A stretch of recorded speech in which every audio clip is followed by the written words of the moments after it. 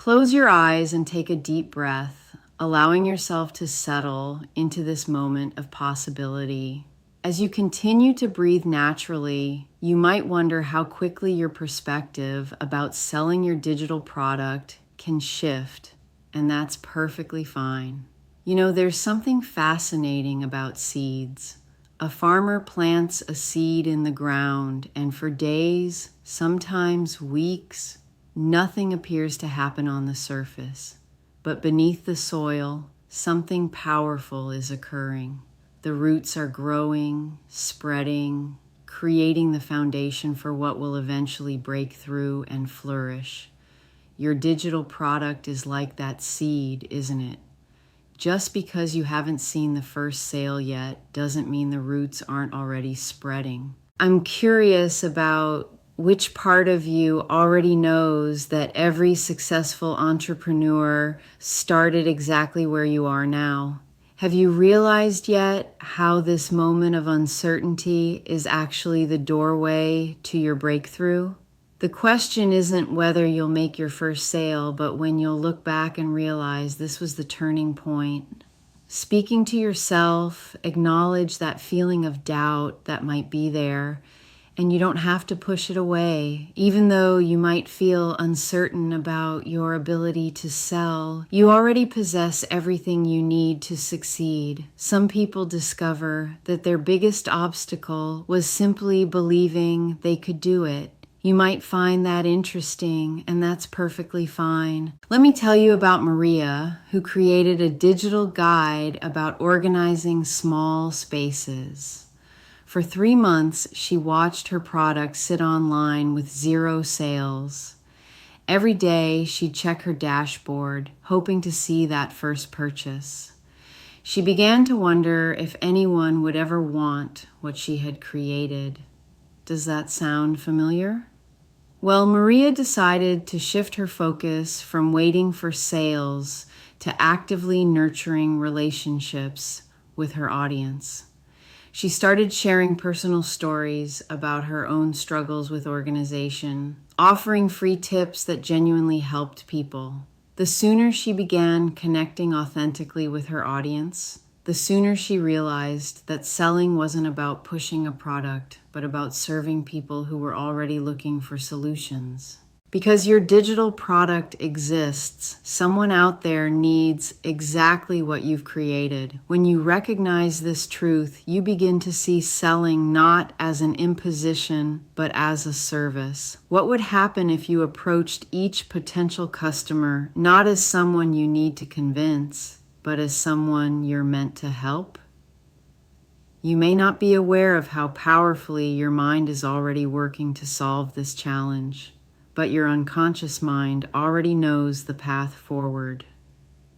As you continue to listen to these words, notice how your confidence in your ability to sell naturally begins to expand. There was once a lighthouse keeper who worried that ships wouldn't see his beacon in the fog. Night after night, he would tend to the light, polishing the lens, checking the mechanisms, but the fog seemed so thick that he doubted anyone could see it. What he didn't realize was that his light was already guiding ships safely to shore. The captains of those ships knew exactly where to look for that beacon, even when the keeper couldn't see them approaching. Your digital product is like that lighthouse beam, cutting through the digital fog to reach exactly the people who need it most. I'm getting the impression that you're the kind of person who created your product because you genuinely wanted to help others. People who create from a place of service tend to attract customers who are ready to receive that service. Isn't it interesting how the very quality that makes you doubt your sales ability, your genuine care for providing value, is actually your greatest selling asset? You might be wondering how to transform that caring into consistent sales. And here's what I want you to consider. A master gardener doesn't just plant seeds and wait. They water regularly, tend to the soil, remove weeds, and create the optimal conditions for growth. Your digital product needs the same kind of nurturing attention. You can increase your sales because you're willing to consistently show up for your audience. I wonder if you can imagine yourself 6 months from now, looking back at this moment with a smile, knowing that your first sale led to your second, and your second led to your 10th, and your 10th led to a steady stream of customers who thank you for creating exactly what they needed. That makes sense, doesn't it? Here's an interesting thing about successful digital product creators.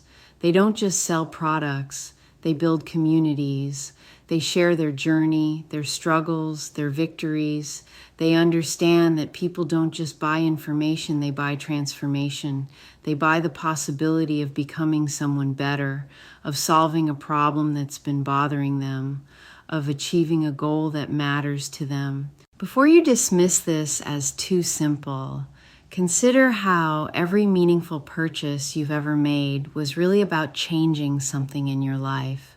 After you recognize this truth, you'll notice how naturally you begin to communicate the transformation your product offers rather than just its features. Let me ask you this. What's it like when you use your own product? What problem does it solve for you? What frustration does it eliminate?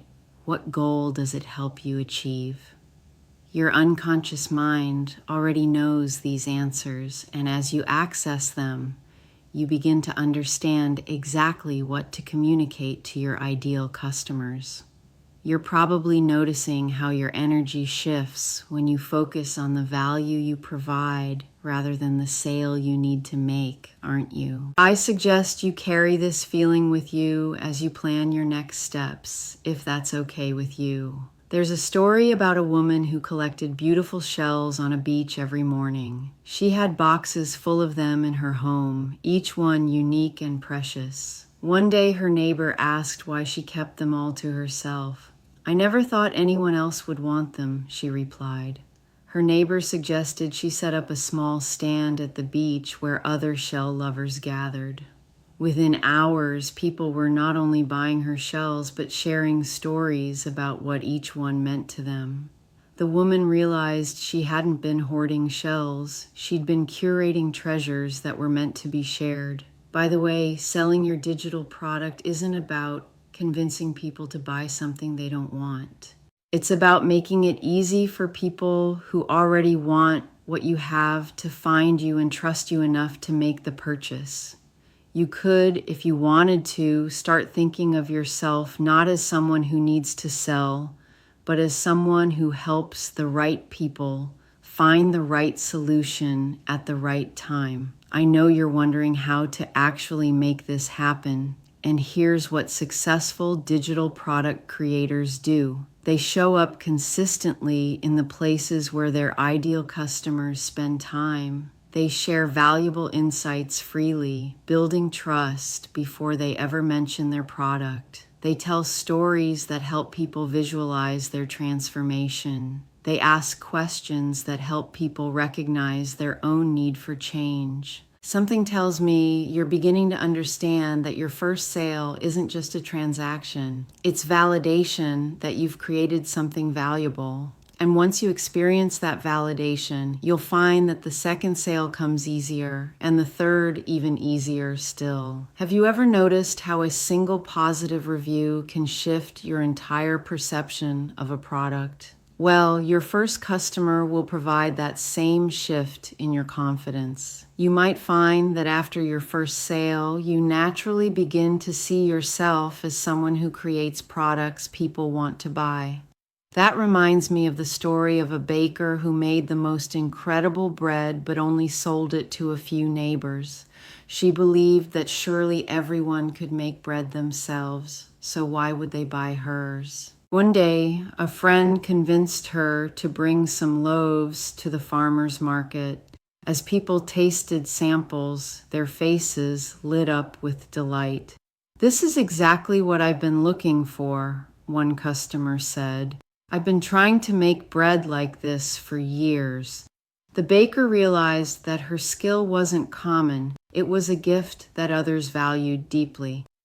Your digital product represents hours of your expertise, your unique perspective, your carefully crafted solution to a real problem. How does it feel knowing that someone out there is actively searching for exactly what you've created? People who understand the value of expert knowledge recognize that paying for a well-crafted solution is an investment in their own success. The sooner you begin to share your story and your product with confidence, the sooner you'll connect with those who are ready to buy. Because you've created something valuable, you deserve to be compensated for that value. When you embrace this truth, you give yourself permission to sell with integrity and enthusiasm. I'm telling myself to remember that every expert was once a beginner, and every successful product creator had to make their first sale. You don't have to feel completely confident before you start taking action. You might discover that confidence comes from action, not the other way around. As you continue to breathe naturally, allow yourself to feel the certainty that your first sale is not a matter of if, but when. You already know what you need to do next. Trust that knowledge, trust your product, and trust that the people who need what you've created are out there, waiting to find you. Let's shift gears for a moment and consider the practical steps that will bridge the gap between where you are now and where you want to be. You can start by identifying one person who represents your ideal customer. Picture them clearly. What challenges do they face? What do they dream of achieving? What would make them say yes to your product? A person can begin selling more effectively simply by speaking directly to that one ideal customer in everything they write, everything they share, everything they create. It's possible that you've been trying to appeal to everyone when you'd be more successful focusing on someone specific. I can sense that you're ready to take the next step, whatever that might be for you. Perhaps you might start by writing about your own journey with the problem your product solves. You may find that sharing your personal story naturally attracts people who face similar challenges, and that's perfectly fine. Speaking of stories, those who understand human psychology recognize that people make decisions based on emotion and justify them with logic. Your product's features provide the logic, but your story, your passion, your genuine desire to help, these provide the emotion that moves people to action.